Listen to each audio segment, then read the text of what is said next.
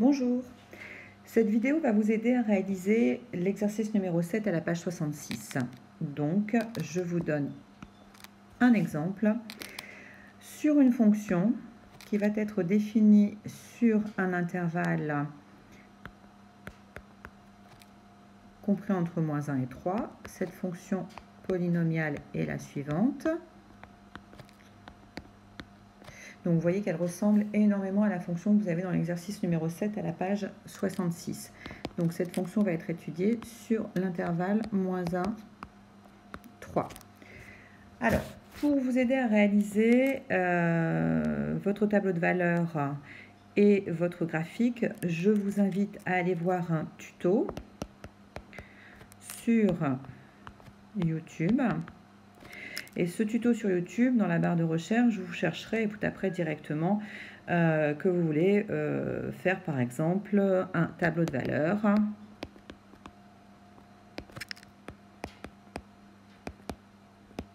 Ou tout simplement une représentation graphique.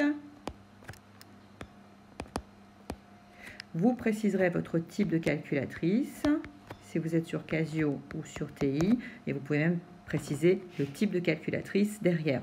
Vous allez tomber certainement sur Mathétique, qui est le site d'Yvan Monca, et vous trouverez des explications pour faire vos tableaux de valeurs et vos graphiques. Revenons à la première question de l'exercice où il vous est demandé de faire un tableau de valeurs à l'aide de votre calculatrice.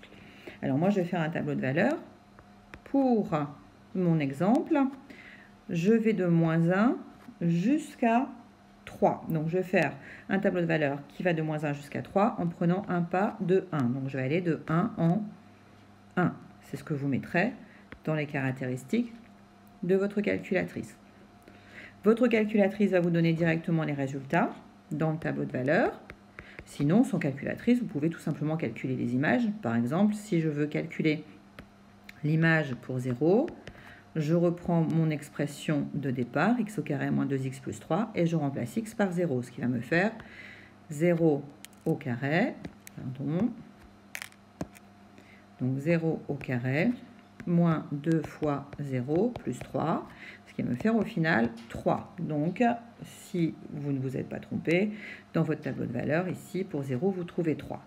Donc, à l'aide de la calculatrice, vous trouverez ici, pour moins 1, une image à 6, pour 1, une image à 2, pour 2, une image à 3, et pour 3, une image à 6. Voilà pour votre tableau de valeurs. Ensuite, dans l'exercice numéro 7, on vous demande de faire une représentation graphique, d'afficher sur l'écran de votre calculatrice la représentation graphique. Alors, moi ici, si je vous fais une allure représentative de cette fonction, vous allez avoir donc un intervalle entre moins 1 et 3. Et vous allez avoir comme valeur pour moins 1, on va être à 6. Donc, je vais changer l'échelle ici pour que ce soit plus clair pour vous. Pour 0, on est à 3. Donc, je vais changer de couleur les points. Donc, ici, ici. Pour 1, on est à 2. Donc, on est là. Pour 2, on est à 3. Donc, on est ici. Et pour 3, on est de nouveau à 6. Vous avez donc une allure de courbe qui ressemble à ceci, que vous tracez toujours à main levée, jamais à la règle, puisqu'on a affaire ici à une parabole. Donc voilà l'allure de la courbe que vous obtiendrez à la calculatrice. N'oubliez pas de rentrer vos pas, vos échelles, votre fenêtre, votre mini, votre maxi, tout ça, ça va être expliqué sur les tutos. Alors, à la question 3, on vous demande de résoudre f de x égale à 0. Alors, nous, on ne va pas résoudre f de x égale à 0 parce qu'il n'y aura pas de solution. On va résoudre f de x égale à 3. Qu'est-ce que ça veut dire f de x égale à 3? Eh bien, tout simplement, ça veut dire que je vais venir ici tracer une droite à y égale à 3. La voilà ma f de x égale à 3. C'est ça. Et donc, le but est de venir trouver tout simplement ce qu'on appelle les fameuses racines du polynôme, qui sont en fait l'intersection entre ma courbe et mon f de x égale à 3. Donc ici, graphiquement, je viens lire les valeurs. Ici, j'ai la valeur pour x1 qui est à 0 et ici, j'ai la valeur pour x2 qui est à 2. Donc, résoudre l'équation f de x égale à 3, dans notre cas, eh bien, c'est tout simplement répondre que nous avons une racine x1 égale à 0 et une racine x2 qui est égale à 2. Si nous suivons la logique de l'exercice numéro 7, à la question 4, il nous est demandé eh bien, de décrire la forme factorisée de f de x. Donc, si vous faites référence au cours, la forme factorisée, vous devez la connaître. Elle s'écrit comme ceci, f de x égale à facteur de x moins x1, facteur de x moins x2. Pardon.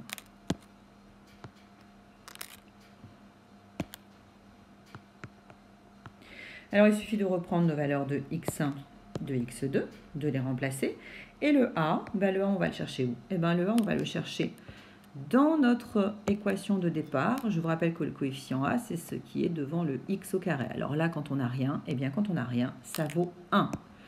Ce qui va donc nous donner, pour la forme factorisée, f de x égale 1, facteur de x moins la valeur de x1 qui est à 0, facteur de x moins la valeur de x2 qui est à 2.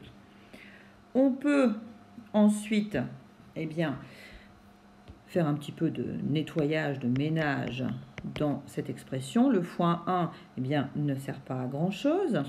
Donc si je développe, je fais 1 fois x, ça fait x. 1 fois 0, ça fait 0, donc il ne reste plus que le x. Et le reste de ma forme factorisée est ici. Voici donc la forme factorisée de notre fonction polynomiale. À la question 5, il est demandé de déterminer le minimum de la fonction. Alors, pour déterminer le minimum de la fonction, si vous repartez dans l'essentiel du cours, dans les fiches de cours que je vous ai données, vous avez deux formules. Le minimum de la fonction, c'est ce qu'on appelle le x0. Et pour calculer le x0, vous avez au choix deux formules. Soit la première, qui dit de faire moins b sur 2a, ou la deuxième, qui dit de faire x1 plus x2 sur 2. Volontairement, je mets des parenthèses pour pas que vous oubliez de les mettre dans le calcul. Alors ici, on a les possibilités de faire avec l'une ou avec l'autre. Si je fais avec la première, moins b, je vais le chercher dans mon expression ici, qui est devant le x. Donc, on a vu que moins b est égal à moins 2, donc on fait attention. C'est moins 2 sur 2a. Tout à l'heure, on a vu que a valait 1. Si je calcule ceci, qu'est-ce que ça me fait? Moins par moins plus, ça fait donc 2. Sur 2 fois 1, 2, ça fait donc 1. Et si on ne se trompe pas, à côté, eh bien, ça va nous faire les mêmes valeurs. x1, on l'a vu, ça fait 0. Plus x2, on l'a vu, ça fait 2. Divisé par 2, 0 plus 2, 2 sur 2. 2 sur 2 égale à 1. On trouve la même chose, heureusement. On peut donc dire que la fonction admet comme minimum la valeur 1 en abscisse pour son x0. Ça va nous permettre de faire maintenant notre tableau de variation. Donc pour construire son tableau de variation, eh bien, en premier lieu, on va mettre l'intervalle sur lequel on étudie la fonction. Donc l'intervalle, vous l'avez ici. On a étudié entre moins 1 et 3. Notre x0, si vous regardez votre cours, eh bien, il se met ici. Donc l'abscisse du x0, c'est 1. Comment savoir si c'est décroissant-croissant ou croissant-croissant, ben, je vous rappelle que vous avez dans la fiche de cours deux cas, quand A est positif, quand A est négatif. Ici, on a un A qui est positif. Donc, quand on a un A qui est positif, on sait que la fonction est décroissante puis croissante. Il va donc maintenant falloir compléter à l'aide du tableau de valeurs. Pour moins 1, quelle est la valeur de y? Pour 3, quelle est la valeur de y? Et pour 1, quelle est la valeur de y? Nous avons donc des images qui sont ici 6, 2 et 6. Voilà, à l'aide de cet exemple qui est très similaire à l'exercice numéro 7, puisqu'en fait, il y a juste les coefficients qui changent un peu et l'intervalle qui change un peu, je vous demande bien tout seul de me rédiger maintenant l'exercice 7 de la page 66 de votre livret. Bon courage!